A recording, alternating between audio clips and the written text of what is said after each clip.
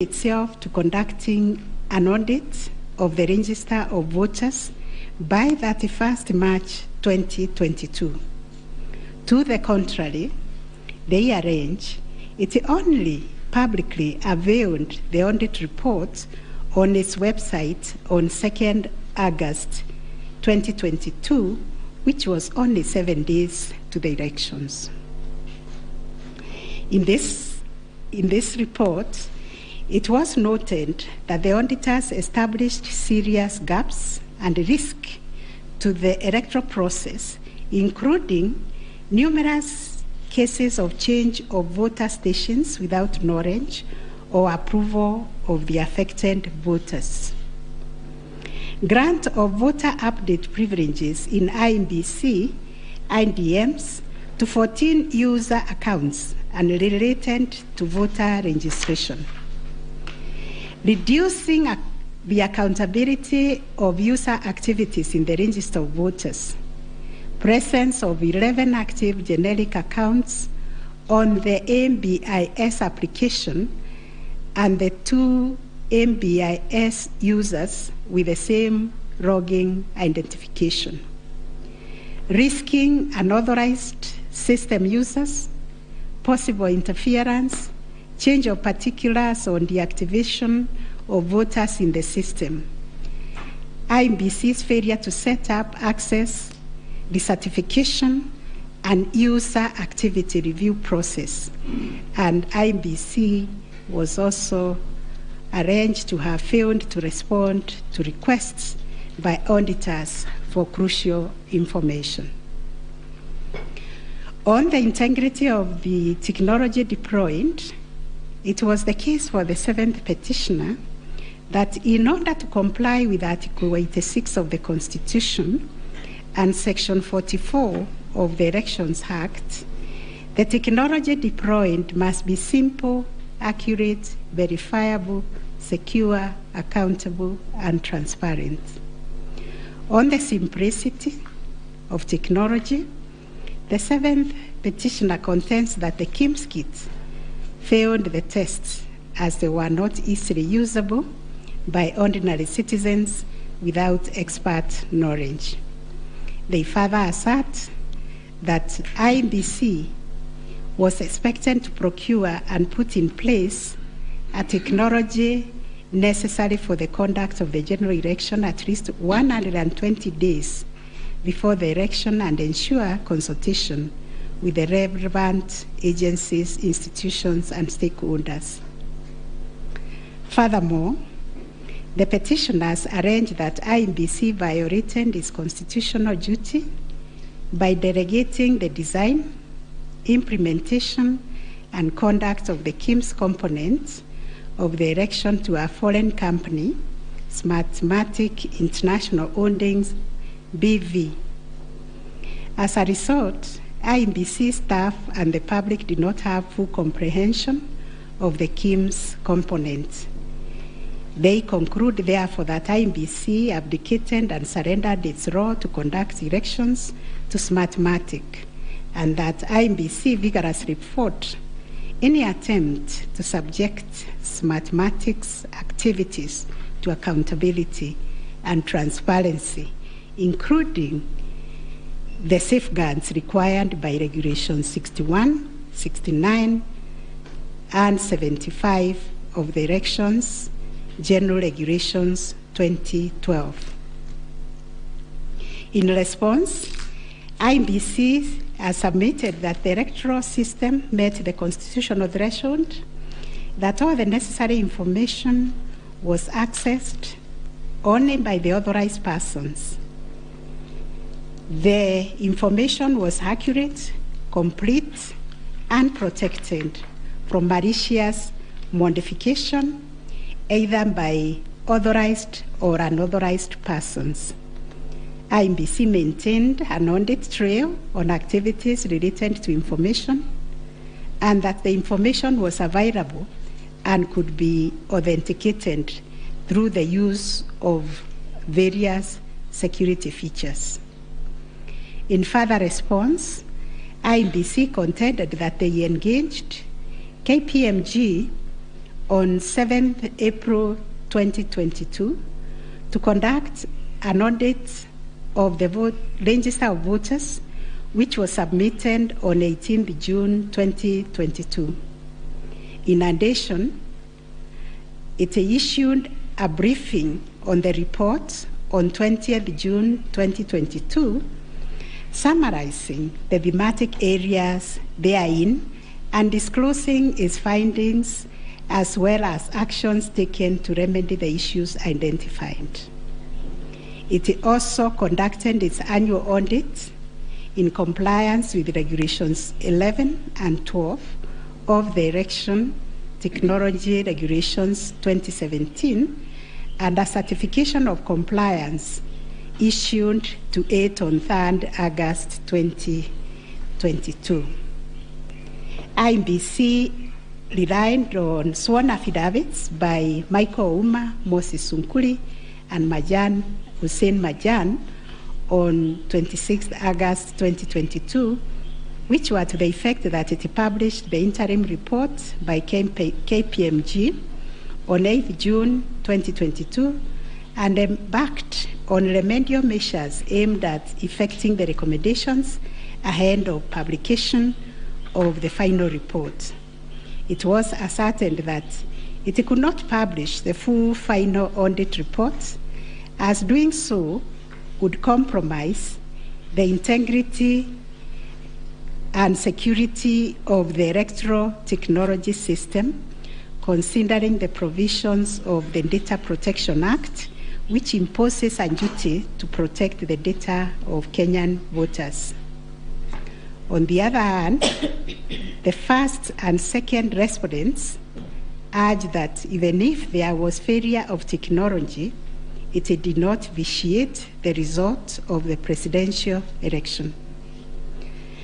Upon considering all the pleading submissions and the ICT scrutiny and inspection tallying and recount report, which fully examined the INBC's result transmission system, RTS, we are not persuaded by the allegation that the technology deployed by INBC failed the standard of Article 86A of the Constitution on integrity, verifiability, security, and transparency for the following reasons.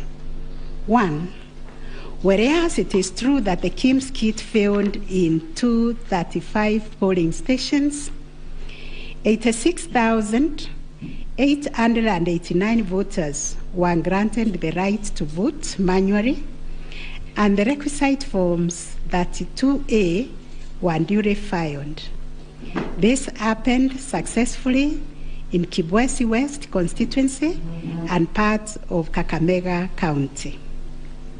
2, while the audit report was released to the public 7 days before the 9th August election, the register of voters was used at the election without any apparent anomalies. 3, Smartmatic was procured to provide the necessary technological infrastructure, as INBC did not have the capacity to do so. No credible evidence meeting the requisite standard of proof of access to the system by unauthorized persons was adduced by the petitioners. The scrutiny report prepared by the registrar of this court did not reveal any security breaches of the INBC's RTS. INBC successfully deployed a biometric voter register system which captures unique features of a voter's facial image, fingerprints, and civil data to register and update voter details across the country and also in the diaspora. The BVR captures a voter's facial image, fingerprints, and civil data, which features are unique to each of the voter.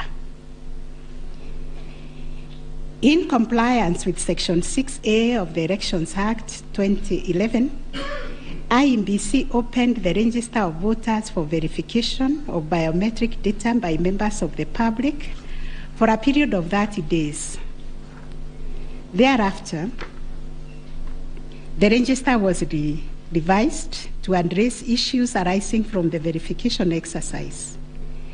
KPMG then audited the register, and we are satisfied that the inconsistencies and inaccuracies identified during the audit were somewhat successfully addressed. The second issue was whether there was interference with the hap-rounding and transmission of Forms 34A from the polling station to the INBC public portal. The first petitioner arranged staging that a person who had access to the RTS intercepted, detained, or stored Forms 34A temporarily to convert or manipulate it before uploading it on INBC's public portal. It is arranged also on 11th August 2022, INBC dumped over 11,000 Forms 34A on the public portal between 11 to 11:09 hours. To rebut this allegation, INBC and its chairperson, in their response dated 26th August 2022, denied staging and unauthorized intrusion of the RTS. In that regard, they urge that every image of Form 34A was uploaded immediately after the transmittal of results. The form was received as evidence by the timestamp. Similarly, the first respondent denied these allegations. Our finding: 1, no credible evidence was presented to prove that anyone accessed the RTS to intercept, detain, or store Forms 34A temporarily before they were uploaded to the public portal. The allegation that 11,000 Forms 34A were affected by staging was similarly not proved. 2, the allegation that INBC, its officials and strangers used a tool to tamper with the Forms 34A before converting them to the portable document format, that is PDF, that eventually appeared on the public portal, was sufficiently explained when INBC demonstrated how KIMS captured and transmitted the image of Form 34A. Accordingly, we dismiss that allegation. 3, during the ICT scrutiny, it turned out that the transmission logs produced in the affidavit of Justice Nyangaya were of no probative value. The registrar's report shows that the original Forms 34A from the contested polling stations, which allegedly intercepted, were exactly the same as those on the public portal, and the certified copies that were presented to this court pursuant to the provisions of Section 12 of this Supreme Court Act 2011. 4, regarding the allegation that the integrity of the public portal was compromised, this was disproved by evidence of consistent attributes such as unique timestamps, uniform PDF conversions at the polling stations, correct polling station mapping, and consistent KIMS reporting from verification to transmission of results. 6, the RTS was configured on a virtual platform network, VPN, and the SIM cards locked to a specific polling station. The server was also configured to accept results only from authorized and properly mapped KIMS kits. In our view, the petitioners failed to produce credible evidence to the contrary. 7, a review of some of the logs presented as evidence of staging showed that they were either from logs arising from the 2017 presidential election or were outright forgeries. In our considered view, there was no evidence of a man in the middle server configured to the IBC's VPN network, and no evidence was produced to show that the chairperson of IBC and staff were part of the arranged conspiracy to stage the transmission process. 9,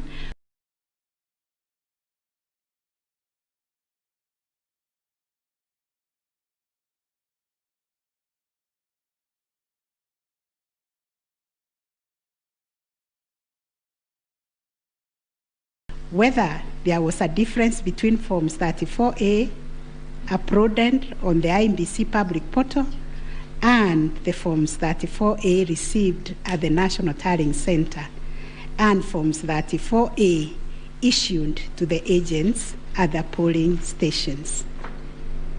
On this issue, the first petitioner's case was that there was deliberate manipulation and tampering with Forms 34A, as demonstrated in the affidavits, to the effect that votes were being deducted from the first petitioner and being added to the first respondent.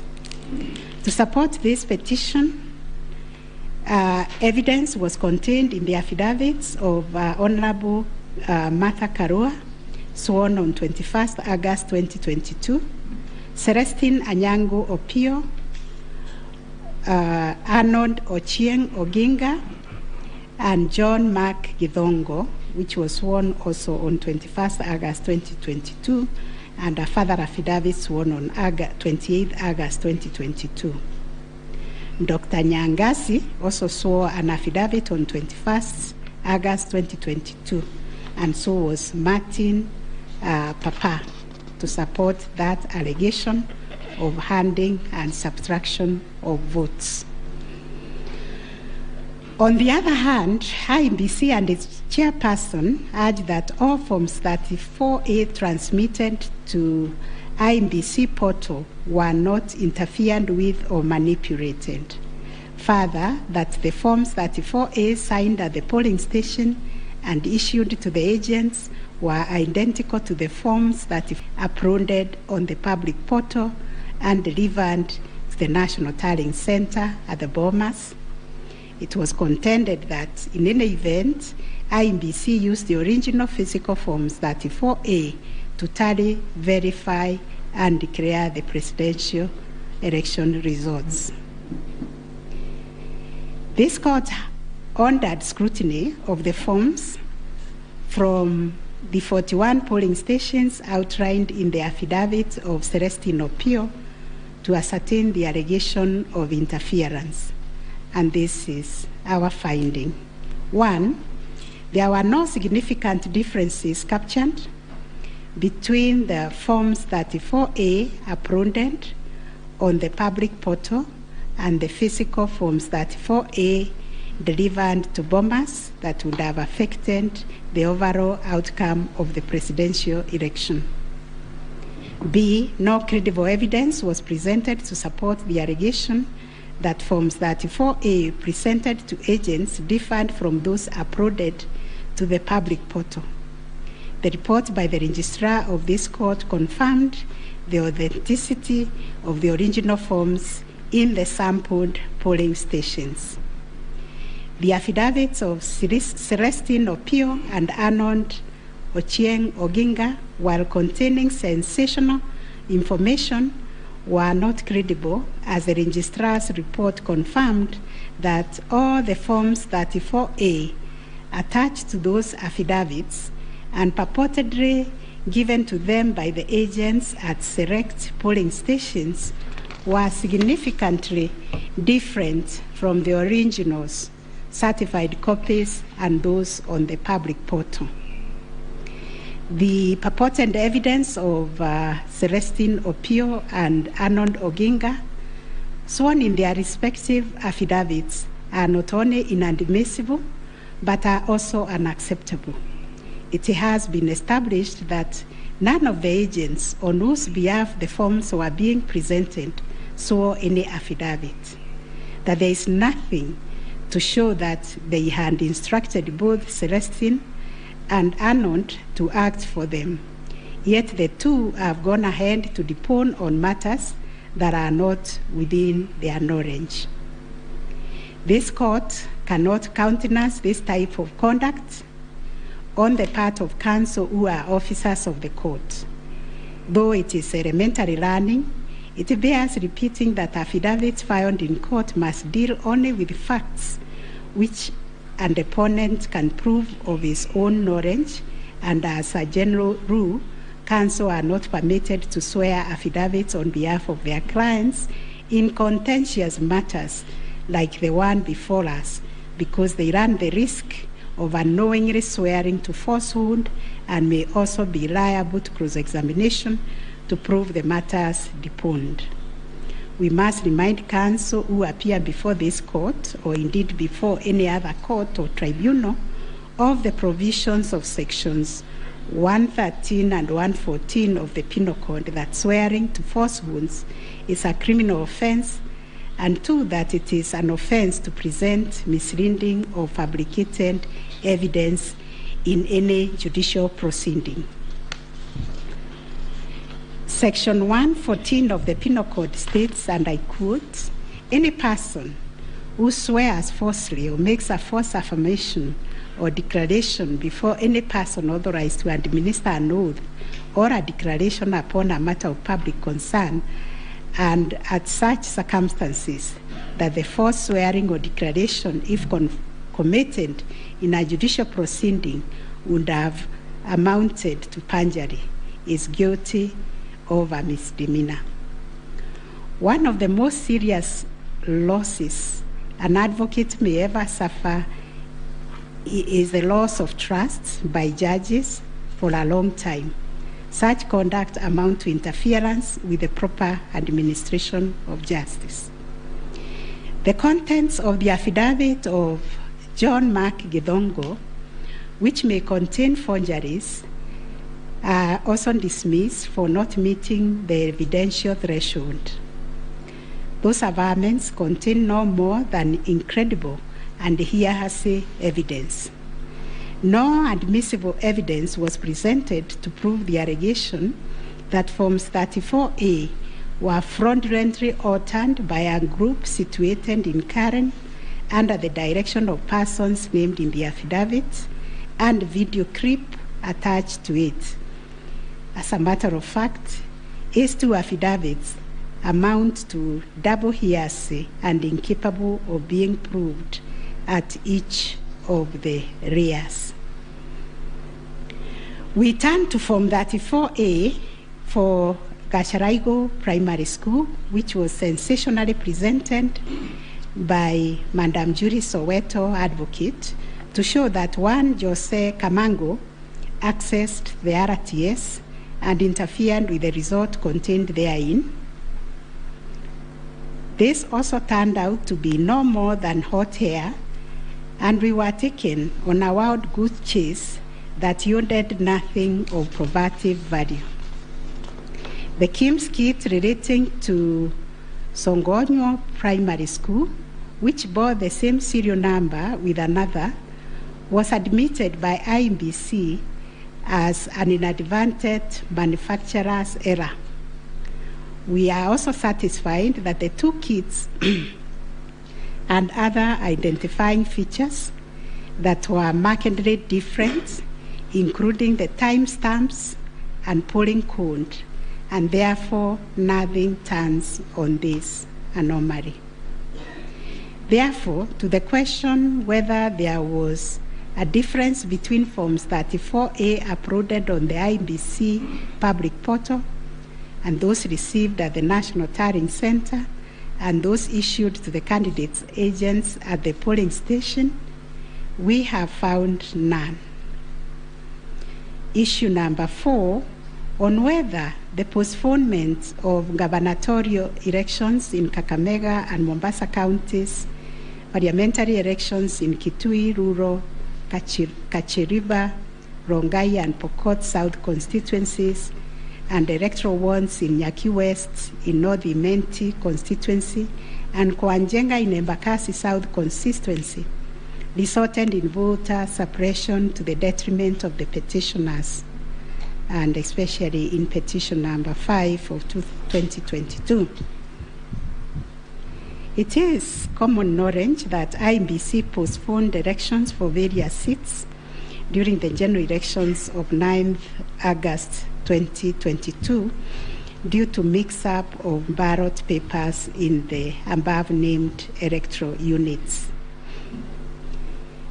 It is the combined case of the first and second petitioners that, in terms of Articles 136, 2A, 177(1), and 181, as read with Article 1 of the Constitution, the chairperson of INBC had no jurisdiction to postpone elections in those areas. That Section 55B of the Elections Act is inconsistent with the Constitution and therefore void to the extent that it purports to donate to INBC power to postpone elections in the constituency, county, or ward, contrary to the Constitution, and the postponement undermined the conduct of free, fair, credible elections by depriving the voters an opportunity to vote for all the candidates on the dates stipulated by the Constitution. The petitioners further contend that the postponement of elections and the overall effect of suppressing voter turnout in the electoral units in question, which was prejudicial to him. Both the first and third petitioners also believe that elections were deliberately postponed in Kakamega and Mombasa counties. It was arranged that these areas are considered to be first petitioner strongholds, and as such, the postponement of elections worked to his disadvantage and handed that benefit to the second respondent. These assertions were denied by INBC and its chairperson. They, however, admitted that they experienced confusion with the printed ballot papers and explained that they only discovered the mix-up on the eve of the election when the ballot papers were being distributed to the polling stations. That as a practice, ballot papers can only be opened on the eve of the election day to avoid any mischief, and that by the time the mix-up was discovered, it was logistically impossible to print and replace the ballot papers in time for the elections. For this claim to succeed, it must be demonstrated first, INBC had no authority in law to postpone the elections, and secondly, that the postponement was deliberate and calculated to suppress voter turnout so as to affect the result by reducing the petitioners' overall votes. We've looked at the provisions of Section 55B of the Elections Act, which provides for circumstances when elections can be postponed in a particular electoral unit, including in cases of emergency. We are therefore satisfied that on the basis of the foregoing provision, the third respondent and the requisite power to postpone election in the constituencies, counties, and wards in question. Concerning the allegation of voter suppression, we note that voter suppression is generally recognized as a political strategy which takes many forms, but whose practical effect is ultimately to reduce voting by deliberately discouraging or preventing targeted groups of people from exercising their right to vote, and thereby to influence the outcome of an election. It therefore goes against the letter and the spirit of Article 38, which guarantees every citizen the right to make political choices based on universal suffrage. As regards this allegation, it has not been shown that by postponing elections in the named electoral units, INBC acted in bad faith or was influenced by irrelevant factors and considerations. From the explanation tendered, we are satisfied that the postponement was occasioned by a genuine mistake, which in our view could have been avoided and the members and staff of INBC been more diligent when they went to inspect the templates in Athens, Greece, where the printing of ballot papers was undertaken.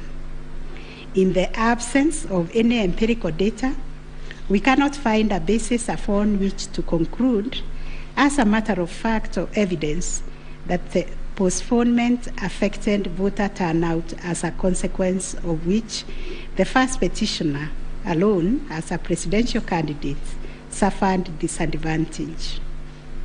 At any rate, the nature of the ballot being an individual decision and secret, there may be other factors to which the turnout in the named units can be attributed. From the evidence on record, however, it appears to us that 2022 general election recorded one of the lowest turnouts since the introduction of multi-party political systems some 30 years ago. If there was a low voter turnout, it affected all the 6 categories of candidates, and its explanation, in our view, lies elsewhere, but certainly not a calculated suppression. On the other hand, in rebuttal to these claims, INBC illustrated with examples to our satisfaction that there was no nexus between the postponement of elections and voter turnout in the affected units, far from the fact that this claim was undoubtedly just another red herring. It has nothing to do with the question under review, and accordingly we reject it and hold that there is no proof that the postponement resulted in voter suppression to the detriment of the first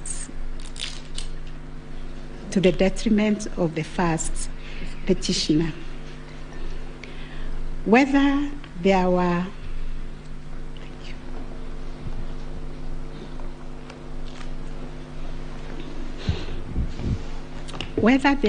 unexplainable discrepancies between the votes cast for presidential candidates and other elective positions. Issue number 5. The first petitioner was categorical that there was systemic ballot stuffing in certain counties, mainly in the Rift Valley and central parts of Kenya, where, according to him, a total of 33,208 votes were cast for president only, without corresponding votes for the other elective positions. On the part of INBC and the chairperson, while acknowledging that indeed in some instances there was vote differential between those cast for president and for other positions, but maintained that they were insignificant, and those instances related to votes by prisoners and citizens in the diaspora who only vote for the president but did not take part in other elective positions. The differential also includes rejected ballot papers and stray votes which do not count as valid votes. The well-established principle that the person who asserts a fact must prove it casts the burden upon the first petitioner to demonstrate that there were instances of ballot stuffing of such a magnitude as to justify the nullification of the presidential election. Ballot stuffing, which is an illegal addition of extra ballots, is a type of electoral fraud aimed at swinging the results of an election towards a particular direction. Not a single document has been presented by the first petitioner to prove systemic ballot stuffing. A figure of 33,208 votes relied on in this claim is based on unproven hypothesis that since the number of votes cast for the president is higher than those for other positions, then, without more, it must follow that there was fraud. We find that fraud is a serious criminal offense, and it must be proved beyond reasonable doubt under Section 5N of the Election Offences Act. It is indeed an offense for a person to vote more than once in any election. INBC has provided a plausible explanation for the vote differential, citing categories of voters who only vote for the president, such as prisoners and Kenyans in the diaspora. There were an insignificant number of stray votes whose combined effect cannot justify nullification of the election. Finally, on this point, a general election in Kenya comprises of 6 different separate elections held concurrently on the same day. Such elections are held by secret ballot, and one cannot predetermine the voter turnout or how voters will vote in each election. None of the parties has flagged anything so significant that it would have affected the outcome of the presidential election vis-a-vis the other 5 elections held on the same day. We find, therefore, there were no unexplainable discrepancies between the votes cast for the presidential candidates and other elective positions. On issue number 6, whether INBC carried out the verification, tallying, and declaration of results in accordance with Article 138, 3C, and 138.10 of the Constitution. This issue arises from the printings in all the petitions as consolidated. Based on the said printings, the affidavits sworn in support thereof, and the written and oral submissions by parties, two viewpoints regarding the meaning, scope, and application of Article 138, 3C, and 10 of the Constitution have been advanced. On the one hand, the petitioners submit that pursuant to the foregoing provisions, the role of verifying and tallying of votes as received from polling stations countrywide is vested in the Commission as a corporate entity and not the chairperson of the Commission. It is their argument that the chairperson cannot undertake this task to the exclusion of other commissioners. They submit that the language of Article 138(3)(c) does not envisage a situation where the chairperson can arrogate to himself unfettered authority to verify and tally the results at the National Tallying Center without involving the other commissioners. Such action, they contend, would not only be unconstitutional, but would be sufficient ground without more to nullify an election of a president-elect. In support of their argument, the petitioners cite the Court of Appeal decision in INBC versus Mainakiai and 5 others as affirmed by this court in the case of Raila 2017. The petitioners further submit that Regulation 87(3) of the Election General Regulations is unconstitutional to the extent that it purports to vest the power of verification and tallying in the chairperson of INBC. On the other hand, the first, second, and third respondents submit that power to verify, tally, and declare results of a presidential election at the National Tallying Center is the exclusive preserve of the chairperson of INBC.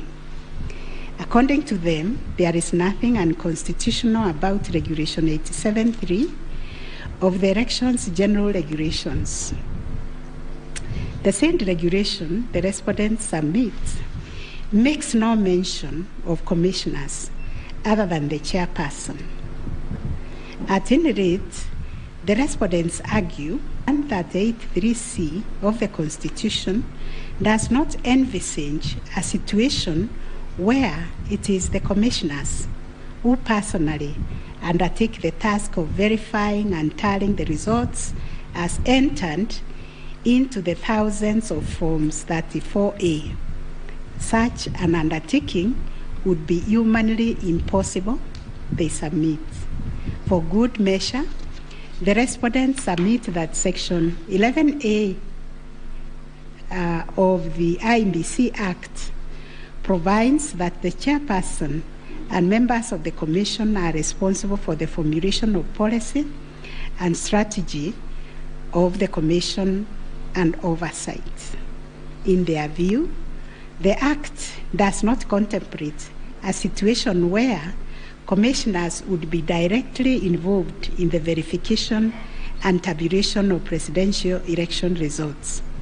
The task of verification and tallying, as stated by the respondent, is executed by the staff of the Commission under the direction and supervision of the Commission Secretary, who in turn reports to the chairperson.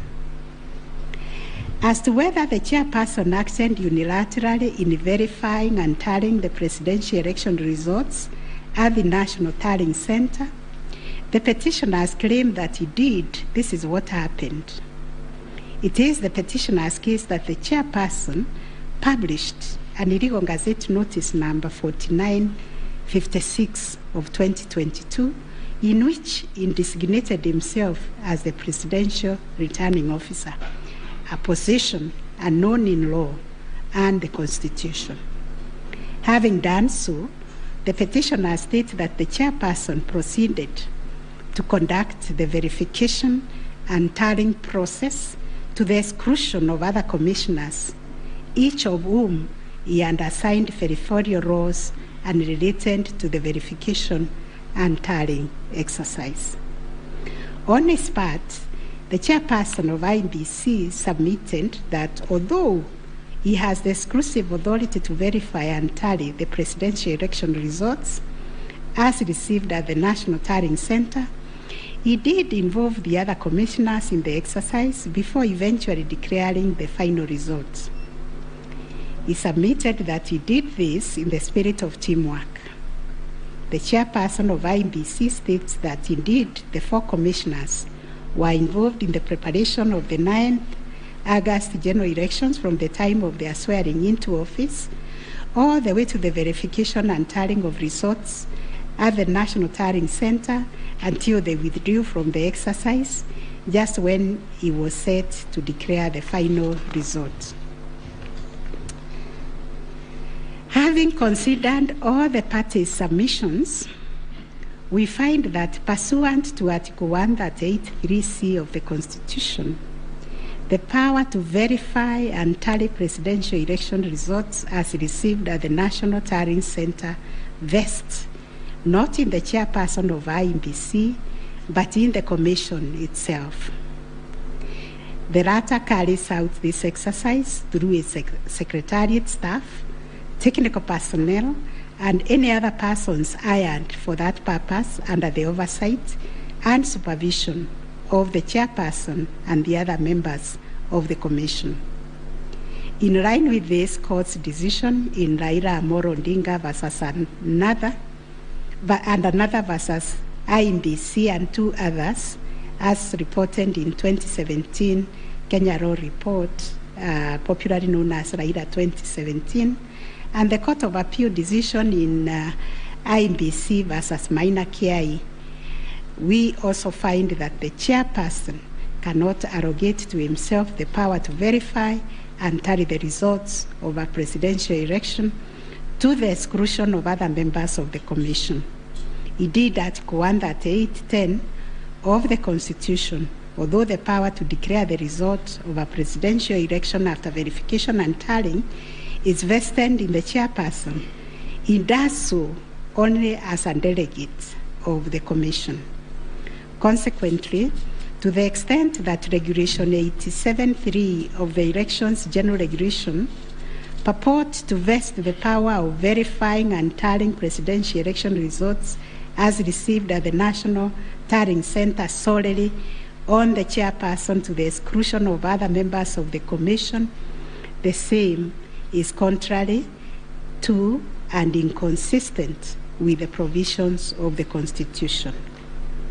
That said, we, however, take cognizance of the fact that the 4th, 5th, 6th, and 7th respondents, referred to as the 4 commissioners, actively participated in the verification and tallying exercise from the beginning up to and until just before the declaration of the results by the chairperson.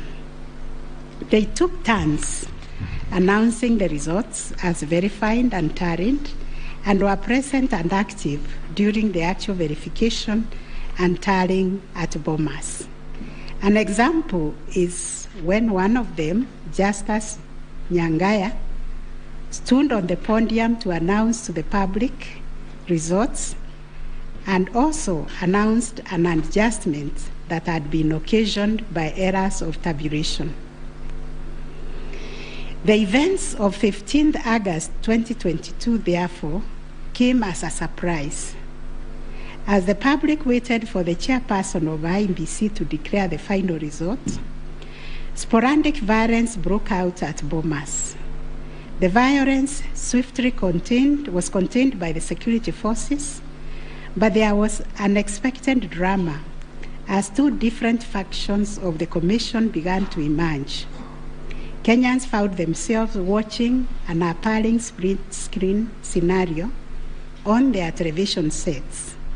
On one part of the screen was the chairperson readying himself to declare the results in accordance with Article 138(10) of the Constitution.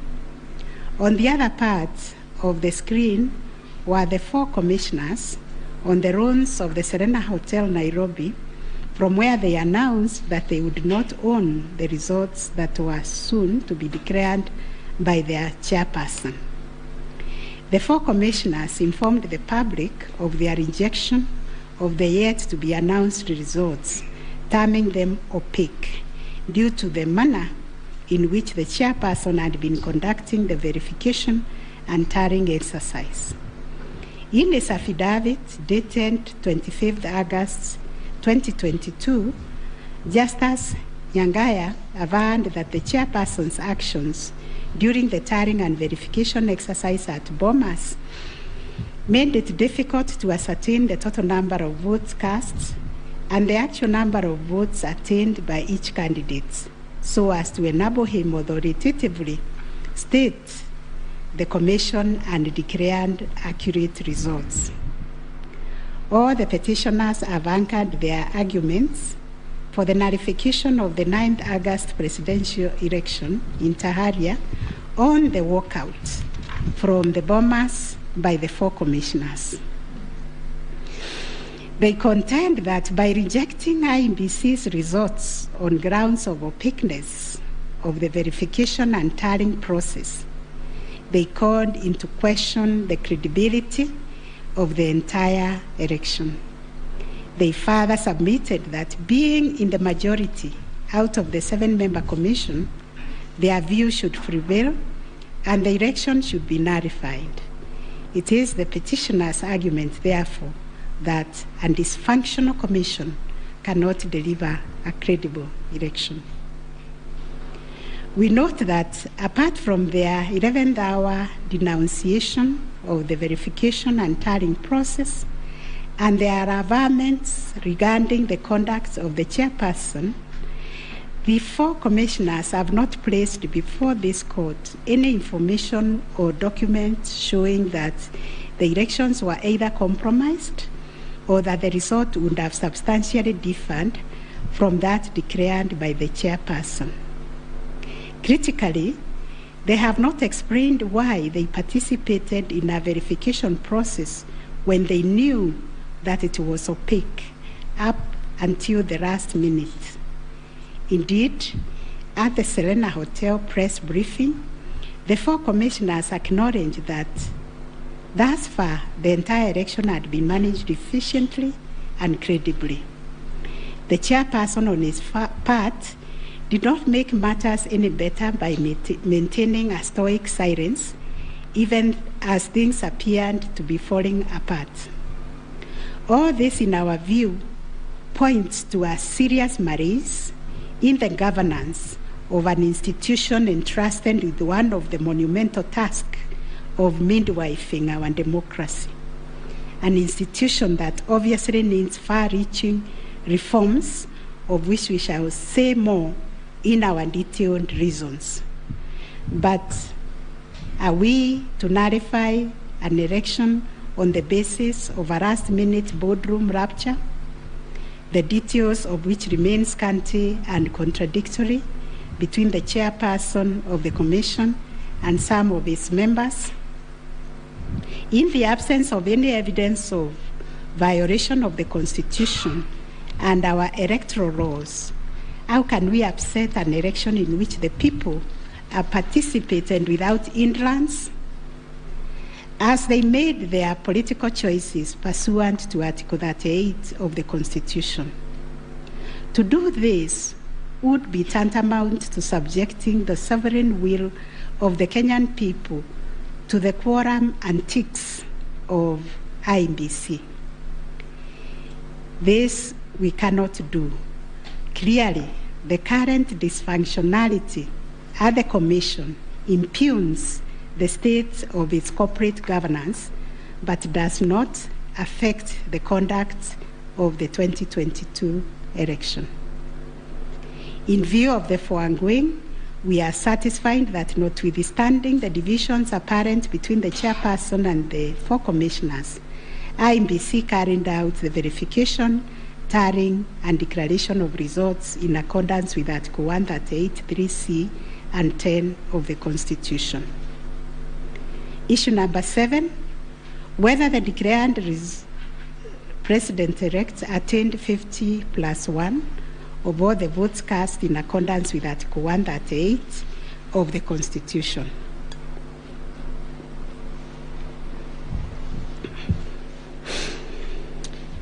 The first, second, and third petitioners averred that the first respondent did not garner 50%+1 of the total votes cast, and therefore did not meet the threshold provided by Article 138(4)(a) of the Constitution.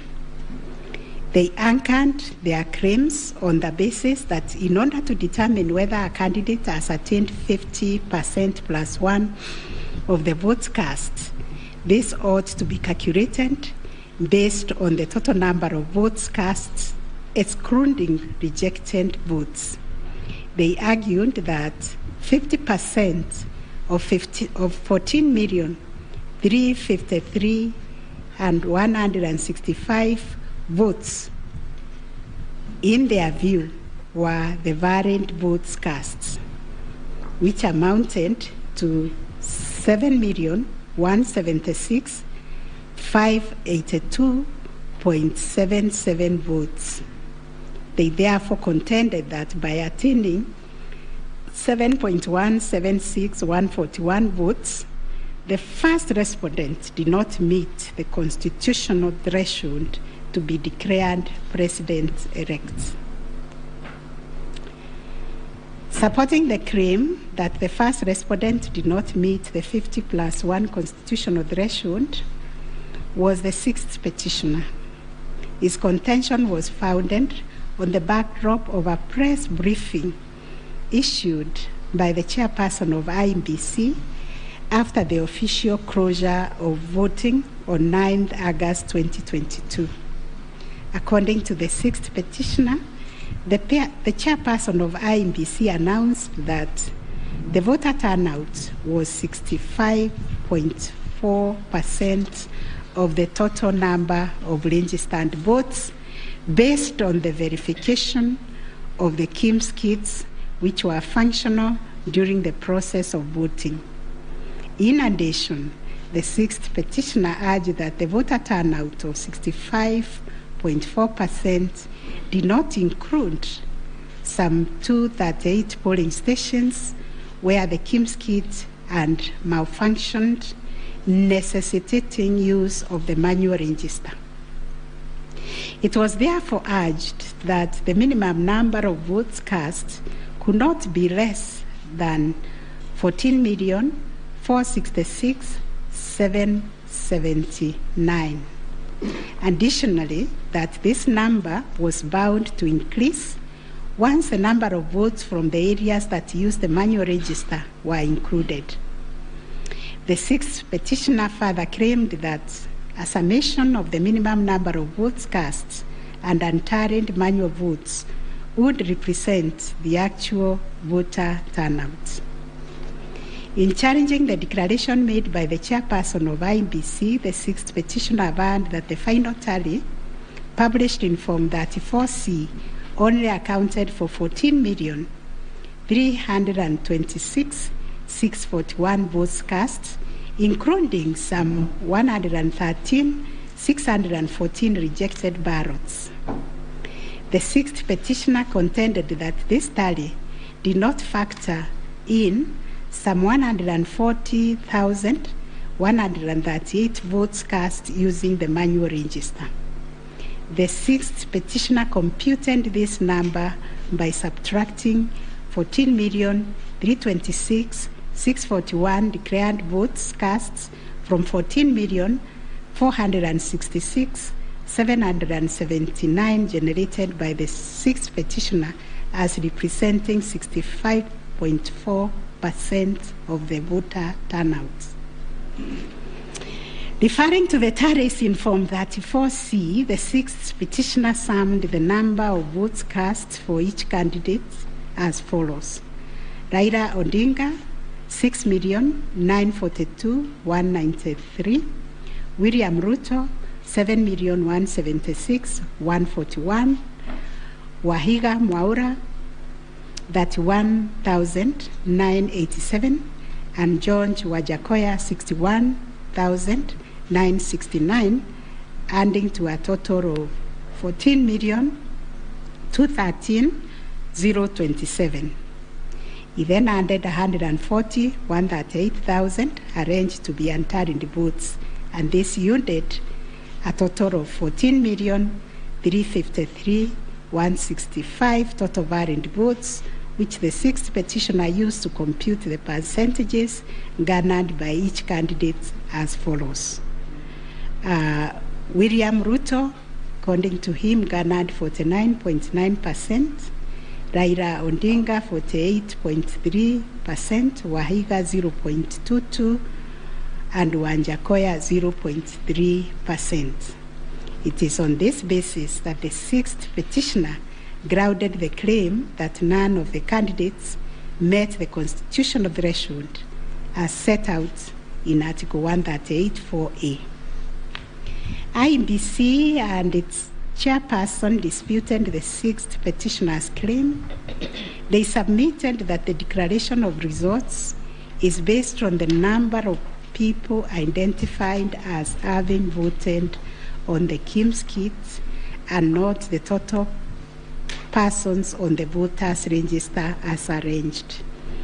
They contended that the final voter turnout, comprising of the voters who were identified through the KIMS kit and those who voted manually, was 64.76% and not 65.4% as arranged by the petitioners. They urged that the announcement error by the chairperson of IBC on 10 August 2022 was immediately clarified during the same press briefing.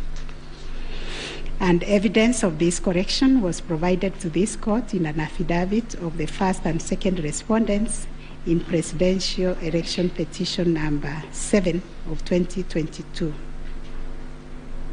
According to IBC and the chairperson, 14,239,862 voters were identified using the KIMS kits, while 86,889 voters were identified using the printed voter register. Therefore, the total valid votes cast were 14,213,137, while the total number of rejected ballots were 113,614, constituting 14,326,751 total votes cast. They illustrated that the first respondent garnered 7.176141 votes against 14,213,137 total valid votes cast, yielding a percentage of 50.49 to meet the requisite constitutional threshold for a candidate to be declared president-elect. In the upshot, the percentage attained by each candidate was as follows: Raila Odinga 48.84%, William Ruto 50.48%, Waiga Mwaure 0.22%, and George Wanjakoya 0.43%. INBC and its chairperson also submitted that the KIMS kits malfunctioned in 235 polling stations, necessitating the use of the printed voter register. In these polling stations, backup KIMS kits were later deployed for purposes of results transmission. The first respondent, in response to the question of 50+1 constitutional threshold, maintained that he attained the threshold under Article 138(4) of the Constitution as elaborated by the INBC and the chairperson. This court has considered the differing formulas and threshold arguments presented by various parties to this petition, while the first, second, and third petitioners raised pertinent questions connected to this issue. We shall address them together with those of the sixth petitioner, who has addressed and focused on the issue as specifically framed in detail. It must be restated that the case made by the sixth petitioners concerns a data-specific threshold as enunciated under Article 138(4) of the Constitution, that without attainment of which there can be no declaration. This data-specific threshold is what this court declared in John Aaron Mwau and two others versus INBC and others. Petitions numbers 2 and 4 of 2017, consolidated, referred to as the ultimate yardstick for determining the winner in a presidential context. In Raila Odinga and 5 others versus INBC, petition number 5, 3, and 4 of 2013, this court asserted that rejected ballot papers do not constitute a vote cast to be included in calculating the final tally in favor of a presidential candidate. We are not persuaded by amicus curiae's brief, that is Law Society, who attempted to persuade us to consider our position on this finding.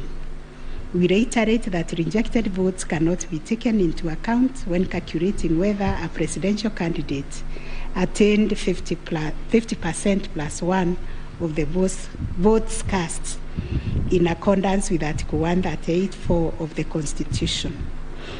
Similarly, in the same Raila 2013 case, the court further laid down the parameters of burden and standard of proof in electoral disputes. More specifically, the burden and standard of proof required in disputes challenging the outcome of a presidential election. And this is what the court said, I quote, "In the case of data-specific electoral requirements, such as those specified in Article 138(4) of the Constitution, For an outright win in the presidential election, the party bearing the legal burden of proof must discharge it beyond any reasonable doubt. The question that follows was whether the petitioners challenging the attainment of 50% plus one constitutional threshold and the computation by the sixth petitioner in general met the standard of proof settled by this court in Raila 2013 case. The premise of the sixth petitioner's percentage computation was a press briefing made by the chairperson of INBC on 10 August 2022, when the evidential burden shifted to INBC and its chairperson, as it does in election cases. They produced video evidence correcting the percentage voter turnout to read 64.6 at the time of the briefing. This percentage, however, did not include reports from all the Kim's kits and 86,889 voters who were identified manually using the printed register of voters. In our view, the assertion by the sixth petitioner that the percentage voter turnout was firstly predicated on the uncorrected percentage given by the chairperson of IBC was negated by evidence adduced to prove the correction. Secondly, the sixth petitioner based his percentage of voter turnout on the total number of registered voters, while the chairperson of IBC made reference in the press briefing to the number of registered voters who were identified through the Kim's kit progressively.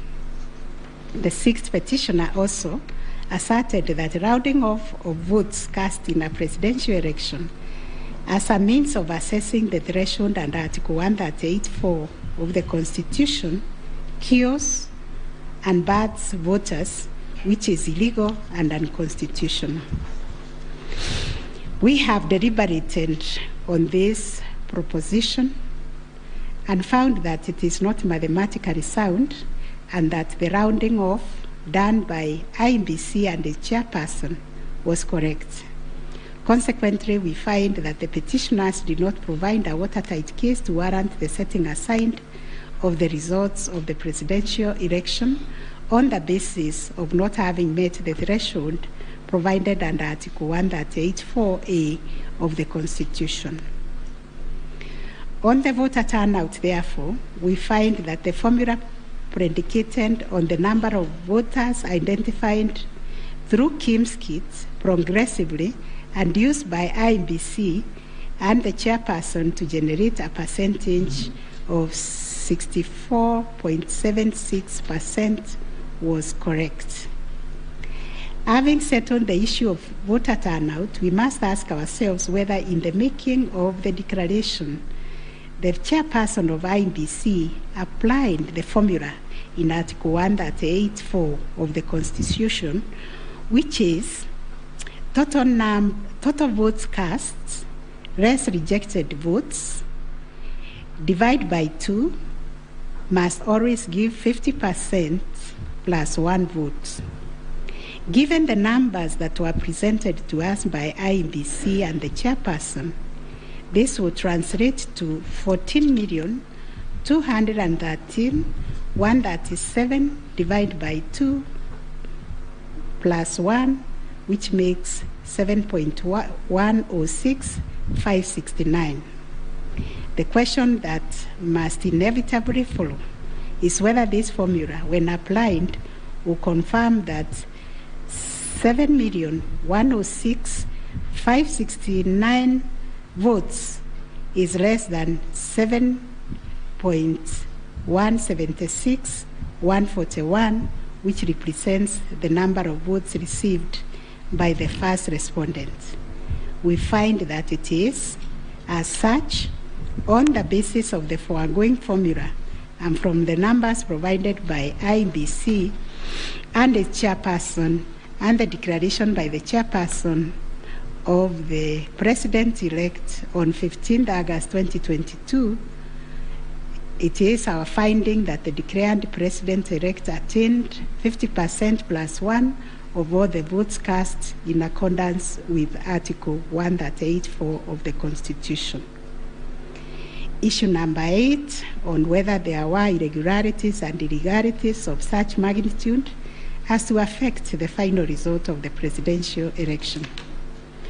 Although the petitioners have provided numerous averments pointing to possible irregularities and illegalities marked by failure of technology, arranged voter suppression, printing and utilization of Book 2 of 2, EU preparation by the INBC and its chairperson, commission indiscretions, transposition anomalies, agent absence, and many others, we are of the view that the pointed illegalities and irregularities were not of such magnitude as to affect the final result of the presidential election.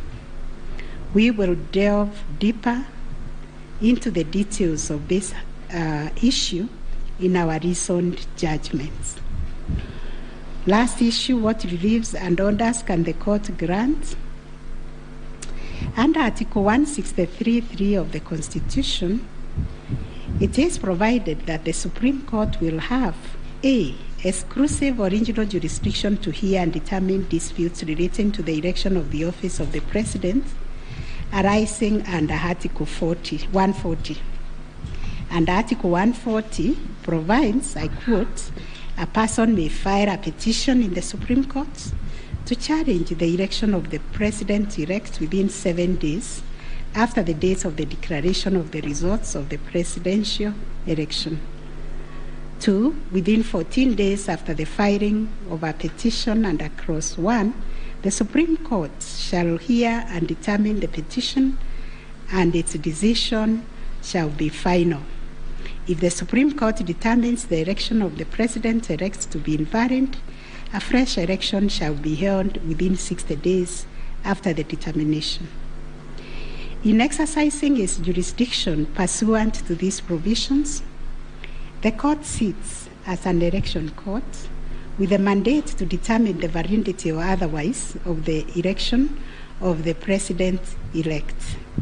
It is clear to us that the jurisdiction of the court is quite circumscribed in terms of the orders or reliefs it can grant following the hearing and determination of the election petition under Article 140 of the Constitution. In the event the court determines that the election of the President-elect is invalid, it must make an order nullifying the election. Consequently, it has also to make an order directing INBC to hold a fresh election within 60 days after the determination. Should the court determine that the election of the President-elect is valid, it shall issue a declaration to that effect. The court has then, as a matter of course, to make an order dismissing the petition with or without cost, as the case may be. In the strict sense, therefore, these are the only orders that the court may make under the Constitution. The court cannot assume jurisdiction that goes beyond the purview of Articles 163(3) and 140 of the Constitution. However, nothing stops the court from issuing orders or reliefs by way of recommendations.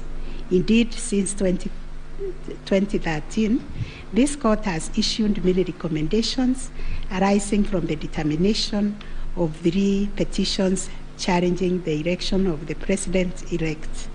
The recommendations are meant to improve our electoral landscape and hence aid in the development of our democracy. In this regard, this court has been greatly aided by the contributions also of the amici curiae, and the court places a heavy premium on those briefs that were filed and those which were admitted. The final orders made by the courts. This is a unanimous decision of the court and we make the following orders. 1, the presidential election petition number E005 of 2022 as consolidated with the presidential election petition numbers E001, 2, 3, 4, 7, and 8 of 2022 are hereby dismissed.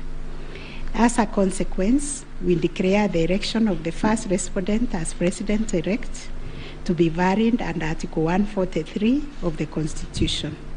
This being a matter cutting across the public interest, we order that each party do bear their own costs. It is so ordered.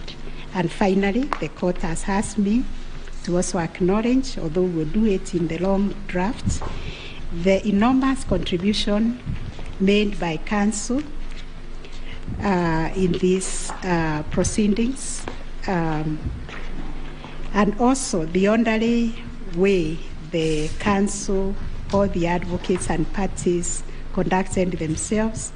They remained seated throughout the proceedings. That is the judgment of the court, a unanimous one.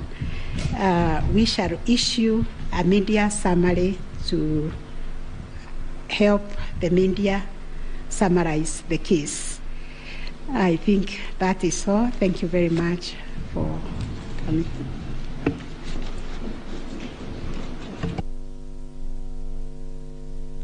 My Lady, Madam Chief Justice, and the learned judges of this court, again, I am requested by my colleagues to thank you most profusely for your labors into delivering this judgment, listening to all of us, and giving our nation this judgment so that we may move forward. Thank you, and God bless you. It may please the court. It is not true that I asked the Attorney General Emeritus to talk on our behalf. Next time you should talk to me. Let me similarly, on behalf of the lawyers for the counsel for the first and second petitioner, thank the court, and it has been a journey, worthwhile journey, sitting through these proceedings, and we thank the court for your patience and for the delivery of this judgment within the time stipulated. We thank you.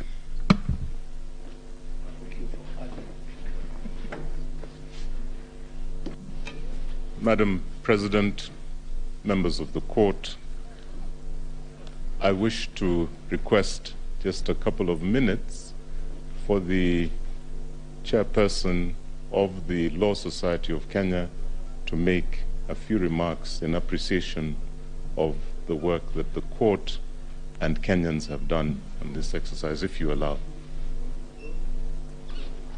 Thank you. I call upon Mr. Eric Theuri to come and make his remarks. It is also his birthday.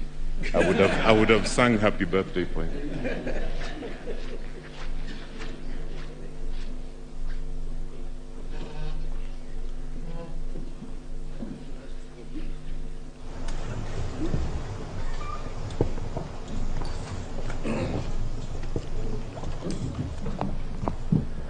My Lord, the Chief Justice of the Republic of Kenya, the President of the Supreme Court, the Deputy Chief Justice, and all the Justices of the Supreme Court, I think it would only be fair that I make my remarks after counsel for the respondents, Senior Fred Ngatia, makes his remarks to the court.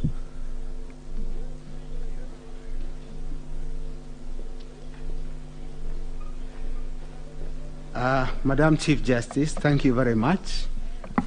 It's so kind for the President to acknowledge that age goes before youth. Mine is to thank the court, to thank my learned friends for the effort we all expended. We thank this court for clarifying certain issues, and we look forward to a less corrosive 2027. Thank you very much.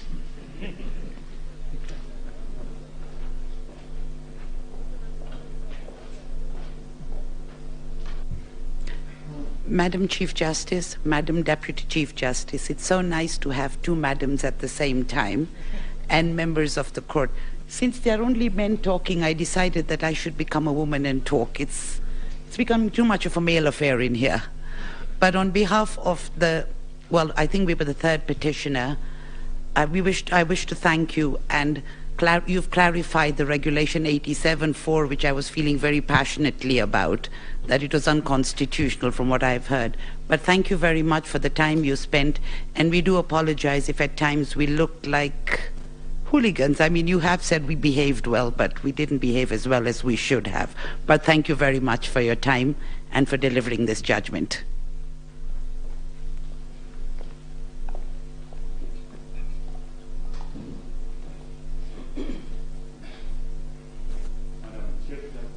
Madam Chief Justice, Madam Deputy Chief Justice, members of the court, I, on behalf of Attorney General, take this opportunity to thank you most sincerely for a great job done and for the courage to clearly define the limits of the law, which will help us empower IBC on the way forward, and hope that this might be the last of the petitions after elections once we carry out a proper elections based on your guidelines. Thank you.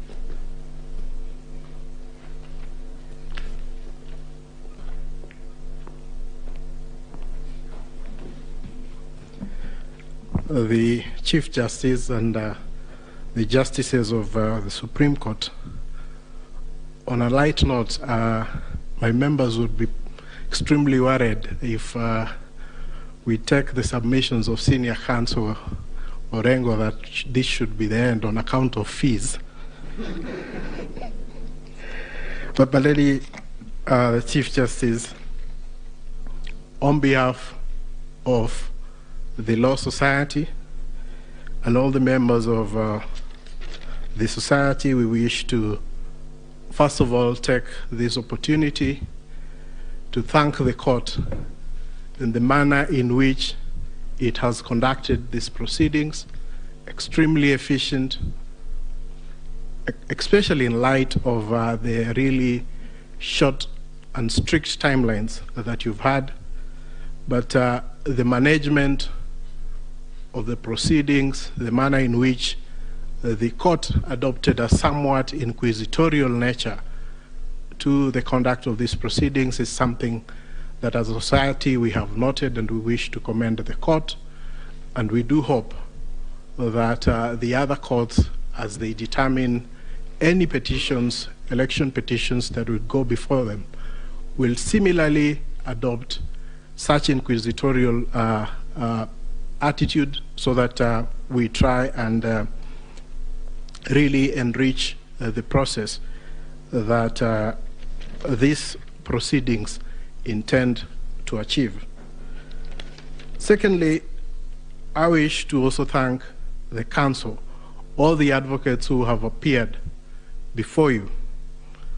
They have demonstrated extremely high standards of decorum and courtesy, and have also demonstrated a flair for persuasion of the court, including the use of PowerPoints, and of course the now famous Pinky Pinky Ponky mimic.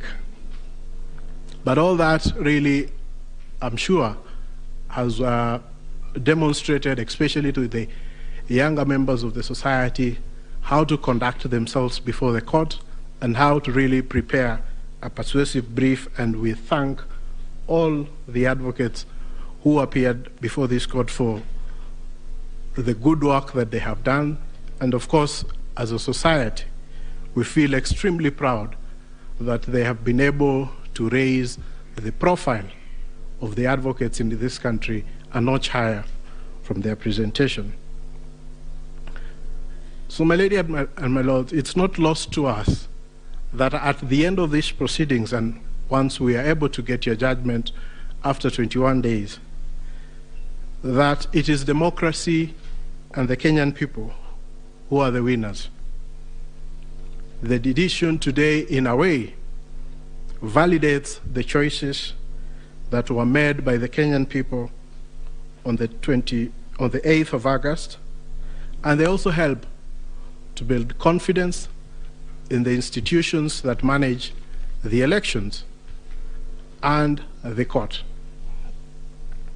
We recognize that no country is born as a democracy, and that it is a process, and the process of challenging an election, as has happened before this court, is part of the processes of building confidence within the electoral system, and we thank all the petitioners for choosing to challenge the results before this court, but at the end of the day, Kenya stands tall as a beacon of democracy, and we are very grateful that we've had this opportunity also as a law society to appear before the court and to give an amicus brief which the court has had time to consider. So we thank you and we wish you a good day. I know it has been a long 14 days, but you can rest, and we'll be looking forward to the decision that you deliver within 21 days. Thank you so much, my lady and justices of the Supreme Court.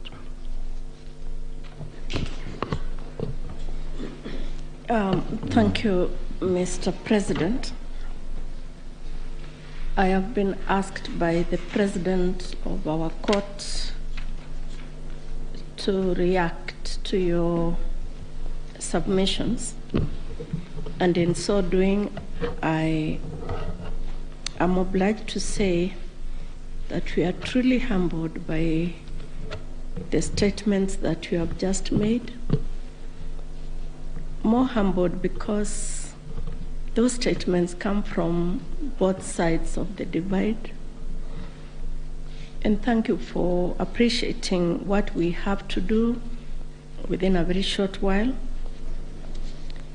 Thank you for appreciating that it wasn't our wish that we were doing what we were doing. We were doing the wish of the Constitution of Kenya 2010, the laws of the Republic, the facts of the cases that you placed before us, and the evidence in rebuttal. We know that, and we have repeatedly said this, the President and I, whenever we have had time to talk to you in other fora, that we are incomplete without this side of the bar. We are incomplete without the advocates. We thank you. We will get opportunity to do that in the main judgment, in the reasoned judgment. But we really appreciate your industry. We were impressed by the submissions you took. And we were impressed, and we said this the last 3 days, I'll tell you something about that in a minute, by how deeply you believed in your clients' cases. That we think is a mark of an extremely grown legal profession, and we ask that you do not bring the bar down. You keep taking it up. In any contest of whatever nature, and even if we say there are no winners and losers, and even if we say that the winners are the Constitution and the people of Kenya, the truth is that some 6 million Kenyans will not be happy today. But that's the nature of the work we do. What we hope, and we hope you can advise your clients and our brothers and sisters that are the Kenyan people, that that is what was expected. One side had to win. One side had to be in total or a great extent of compliance with the Constitution and electoral law than the other side. That's how we saw it. We thank you very much. We, the 7 of us, have not slept since we parted company on Friday. I think it is showing on our faces. And we thank you that you appreciate that we work under difficult circumstances, especially because of time. As ground rules, we agreed when we left you here on Friday that we would not pick any of your calls. A lot of you called us, but we just couldn't pick your calls. And I hope you understand that we couldn't. We saw that you were trying to call us, but we just could not pick the calls. I hope you understand. And now if you allow us, again, on behalf of these 7 men and women, thank you very much for appreciating what we have to do. Thank you for giving us the honor to serve this country in these capacities. And let's hope that we can continue to grow our democracy this way. And thank you very much for everything you also do for the country. And now you allow us to go home and sleep. Thank you. The court is adjourned.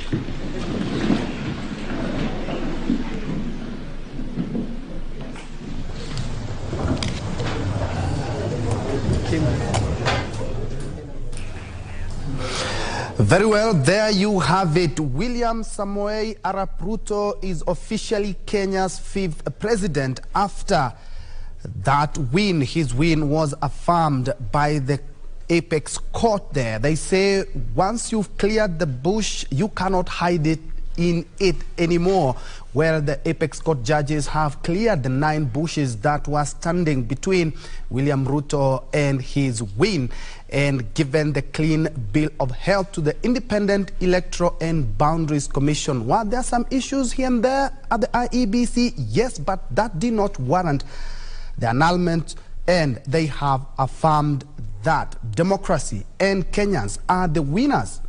All the 7 judges, it was a unanimous decision, all the 7 judges have upheld that win. Ray? Indeed, yes. I was just thinking about those 9 bushes there.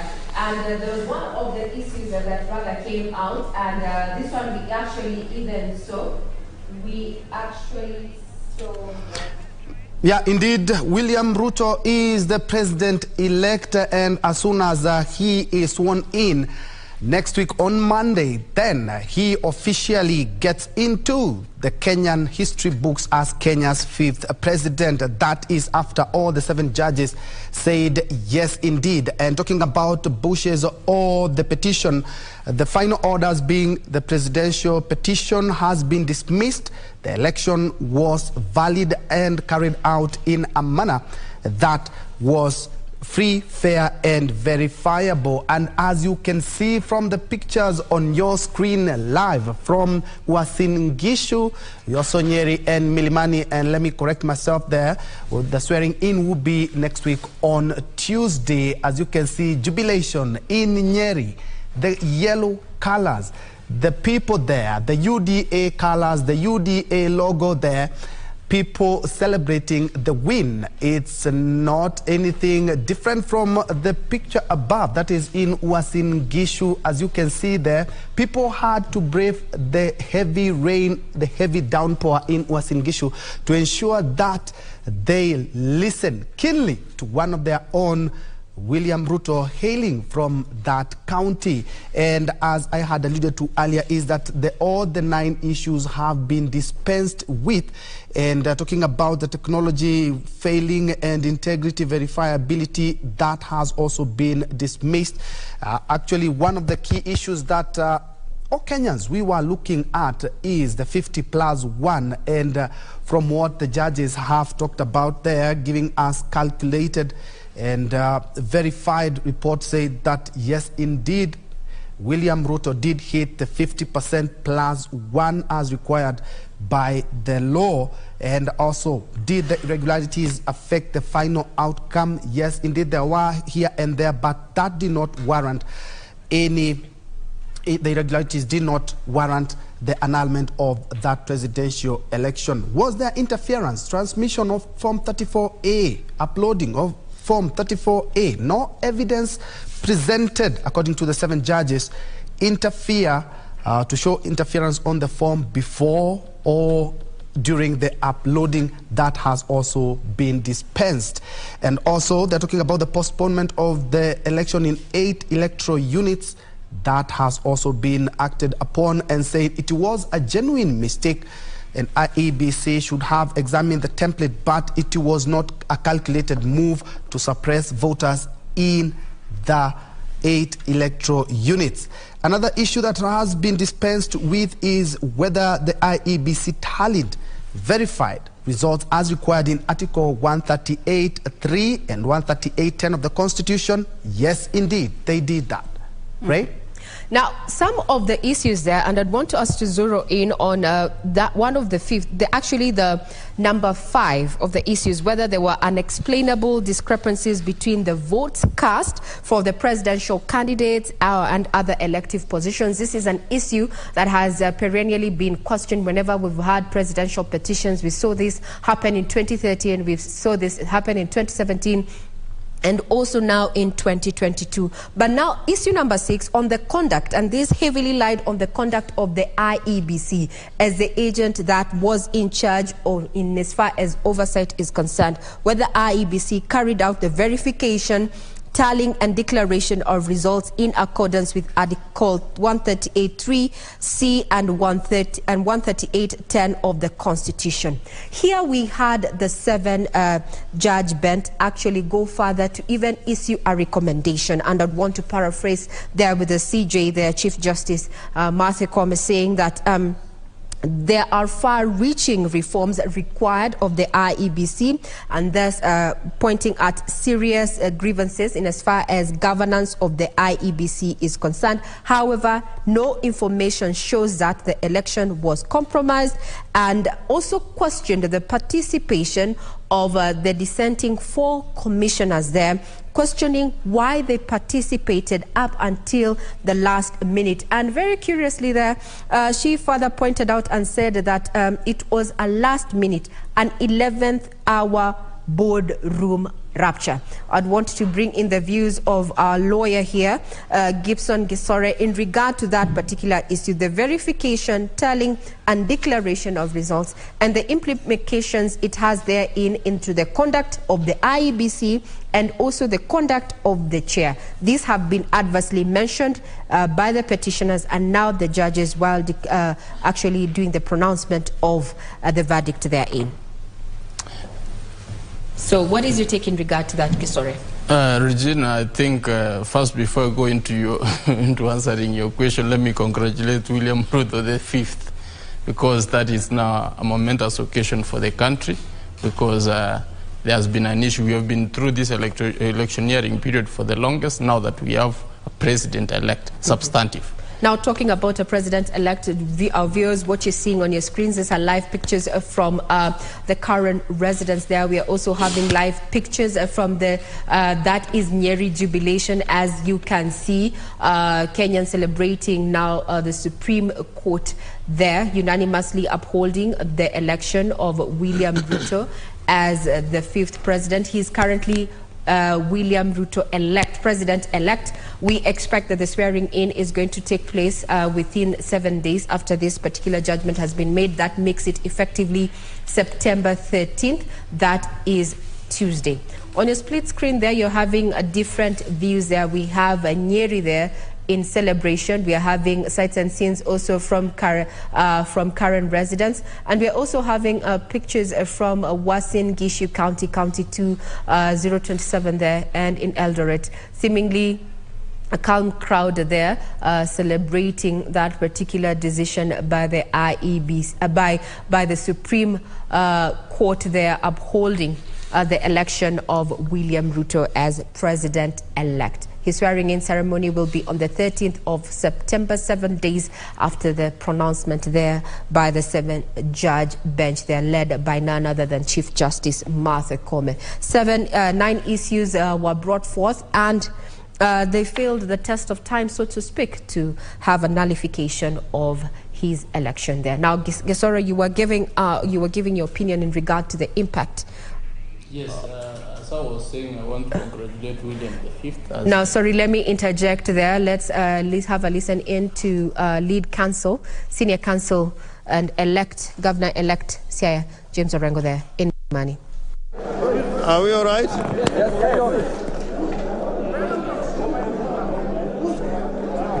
First and foremost, I want to thank our team of lawyers. As we know, we are a team of nearly 50 lawyers, and we have been working very hard for the last 14 days, this being the final day.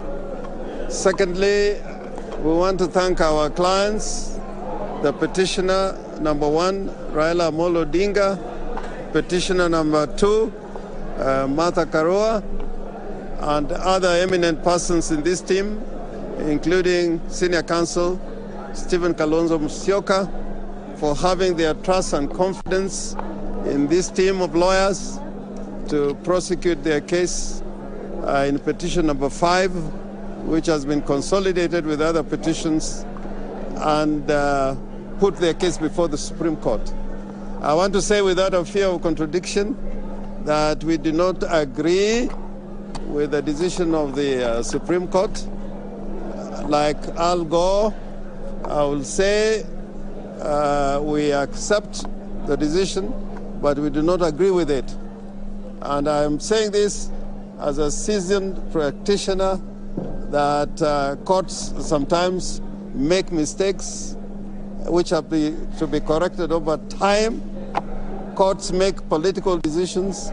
As you know, in the United States of America, there has been a long-standing case that has been held as universal truth of jurisprudence involving women's rights, Roe versus Wade.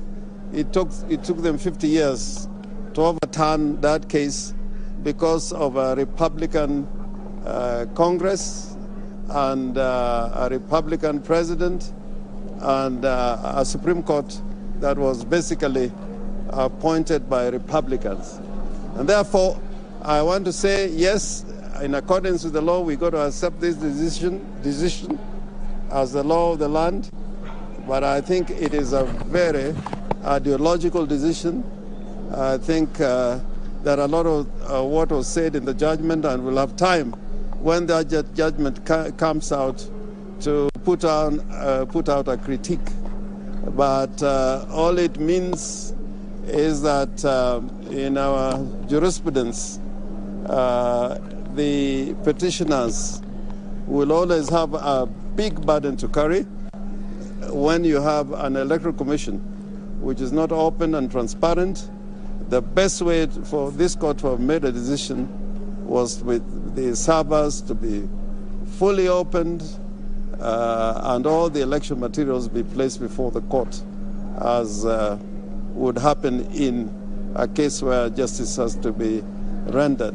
As you know, and I am saying this again without fear of contradiction, we wanted a comprehensive audit of not only the technology that was applied by the Electoral Commission, but we wanted a proper audit.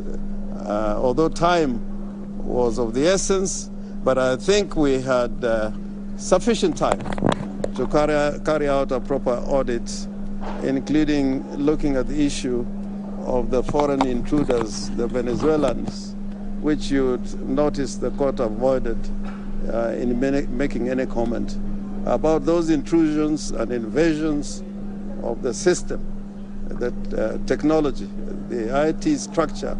That again, the court did not refer to, but probably in the judgment, the recent judgment that is coming on the 21st, they will say something about it. And therefore, I want to end by saying the rule of law should prevail. The court normally has the last word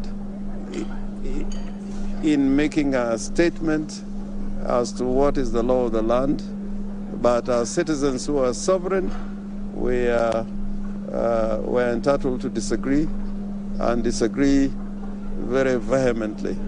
I think the court, in conducting the proceedings during the hearing, I think they were patient.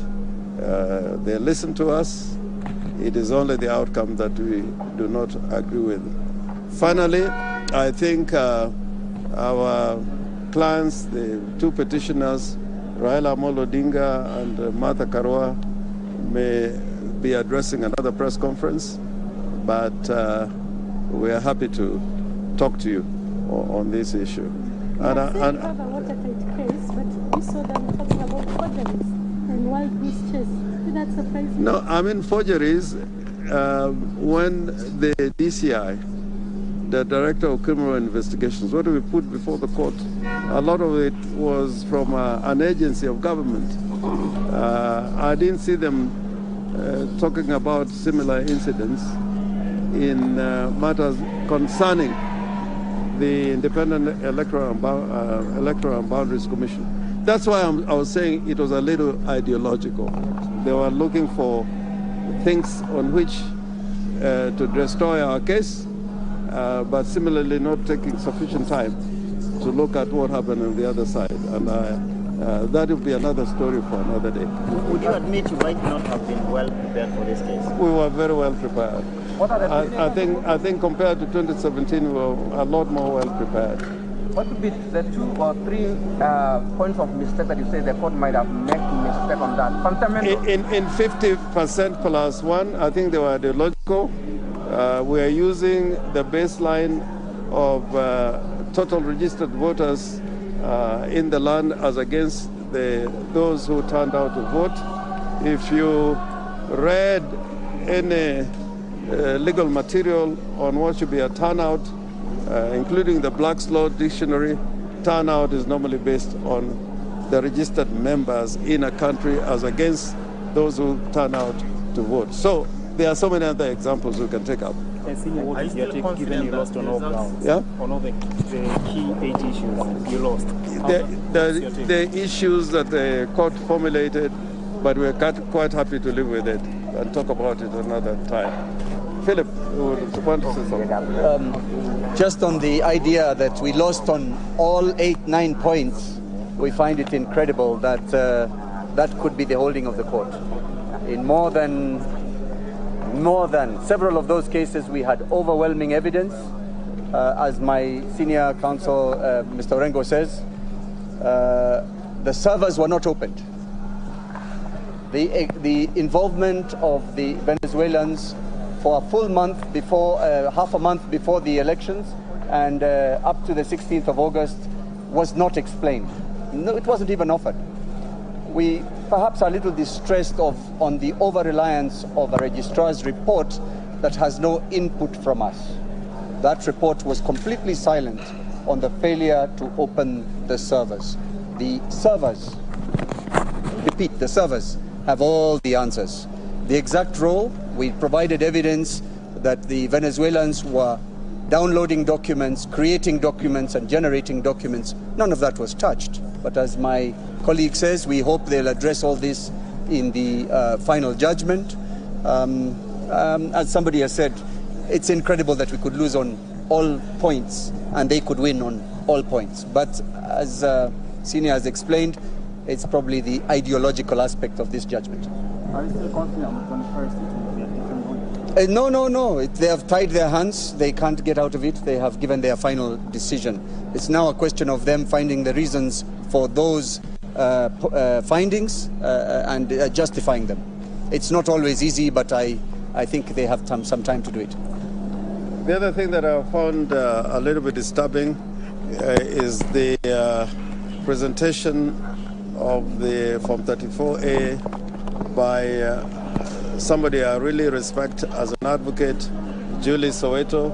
It was described as hot hair, but you could see when that evidence was being adduced before the court, how engaged even the justices were. So I found it rather odd for them to describe it as hot air. I think that's why I'm saying this is ideological, because they would have said on the evidence presented, we find there was more weight as to the evidence which was adduced by the other side. But to say that it was hot air and it was a document coming from the Electoral Commission, I found it Very, very disturbing. If I may explain a little further on that point made by Julie Soweto in the petition, that gentleman, Camargo's name was not supposed to be on Form 34A. If at all he was involved in this election, he was involved on the technology side. So to find it anywhere near a Form 34A raised more questions than answers. There was silence. And of course, on the issue of the famous 34A that Julie was describing, it was found to have been signed by the agents of UDA and UDM on the 7th, which is before the elections. No mention was made of that. So many things, many questions, perhaps more questions than answers, but it is the decision of the court. They have to live with it just as we have. Is that all? Thank you. Professor Agenda may want to say something. Okay. Sawa.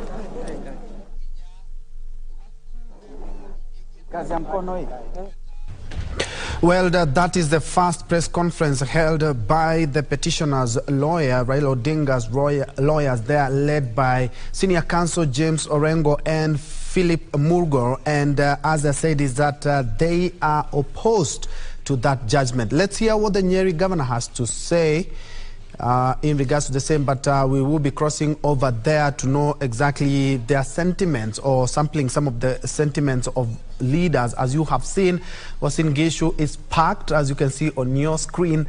There are also, as you can see, in Nyeri as well. Earlier on, we had a live feed from the president-elect residence in Karen, but the live picture that you can see on your screen is live from Uasin Gishu, where it is the home of the president-elect William Ruto. And indeed, as you can see, they have braved the rain to just listen up to the whole judgment by the 7 judges, and they are elated. As you can see, earlier on they were dancing to that, but as the lawyers representing the petitioner have talked about, is that despite the overwhelming evidence, they say that without any fear of contradiction, they do not agree with the decision and say that mistakes are to be corrected over time, challenged availing of election materials for comprehensive audit, but they say that they will look at the judgment keenly after the 21 days that the judges have talked about, so that they may give a more detailed report on the same. They say they were more prepared than the year 2017. Ray, they say that they were even more prepared than 2017. Yes. And looking at all the issues were trended on by the 7 apex judges for a unanimous decision as well. Indeed. And yes, Troy, yes, that is something that has come up there from Senior Counsel James Orengo there, who was leading a contingent of at least 42 lawyers, you know, for the Azimio la Umoja One Kenya coalition there, putting off some of the prayers that they wanted. And they're saying, well, history has taught them something else, something new.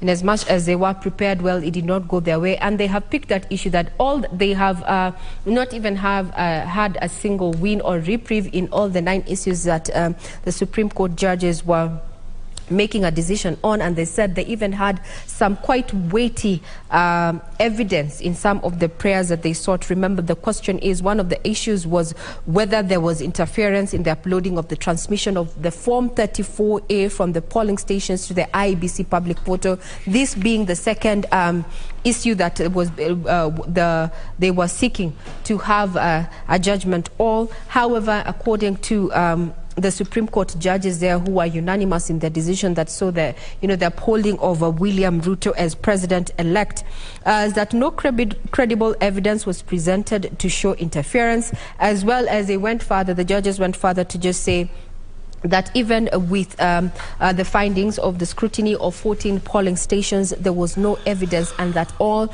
the forms that were uploaded at the portal vis-a-vis what they found after scrutiny of the 14 polling stations is that the documents that were uploaded by the IEBC portal vis-a-vis what was found after that scrutiny that was ordered by the Supreme Court is that the documents were original and did tally.